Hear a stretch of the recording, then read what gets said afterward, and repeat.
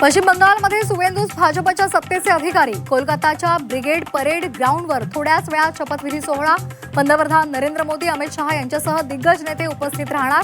तर पश्चिम बंगालमध्ये 2 उपमुख्यमंत्री बनण्याची शक्यता।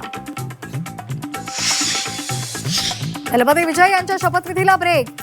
AMMK आणि इंडियन युनियन मुस्लिम लीगनं पाठिंबा देण्याचं नाकारल्यामुळे गोंधळ। TVKच्या सत्ता स्थापनेचा पेच वाढला। तामिळनाडूमध्ये काँग्रेससाठी TVKला पाठिंबा दिल्यामुळे इंडिया आघाडीला तडे। संसदेमध्ये काँग्रेससोबत न बसण्याचा DMKचा निर्णय। संसदेमधील आसन व्यवस्था बदलण्याची मागणी। महायुतीकडून समन्वय समितीमध्ये मोठे बदल। सरकारमधील समन्वयासाठी आता मंत्र्यांची समिती। प्रदेश अध्यक्षांऐवजी आता मंत्री काम पाहणार। विश्वसनीय सूत्रांची झी24 तासला माहिती। कुंभमेळ्याच्या पार्श्वभूमीवर नाशिक शहरात अतिक्रमण विरोधात मोहीम हाती।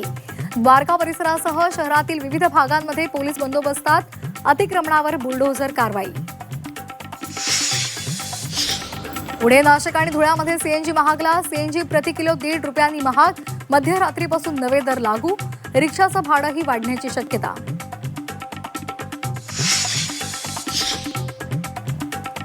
हॉर्मुझच्या कोंडीमुळे कच्च्या तेलाचे दर $200 वर जाण्याचा धोका। सामुद्रधुनी बंद राहिल्यास जागतिक अर्थव्यवस्थेला मोठा फटका बसण्याची शक्यता। तर देशामध्ये पेट्रोल आणि डिझेल दराचा भडका उडण्याची शक्यता।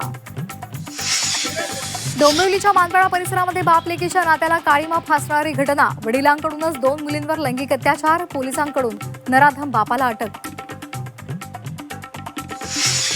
10वीच्या निकालामध्ये मराठीचा टक्का घसरला। 94,000 विद्यार्थी मातृभाषेतच नापास। मराठी विषयाच्या अध्यापन पद्धतीमध्ये आमूलाग्र बदलाची गरज असल्याचं तज्ज्ञांचं मत।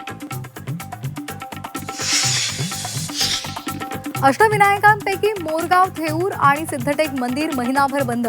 उद्यापासून 9 जूनपर्यंत दर्शनासाठी मंदिर बंद असणार। संवर्धन आणि दुरुस्तीच्या कामासाठी मंदिर बंद ठेवण्याचा निर्णय।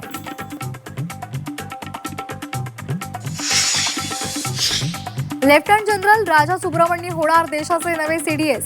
विद्यमान CDS अनिल चौहान 30 मे रोजी निवृत्त होणार। तर संरक्षण व्यवहार विभागाच्या सचिवांची जबाबदारीही सांभाळणार।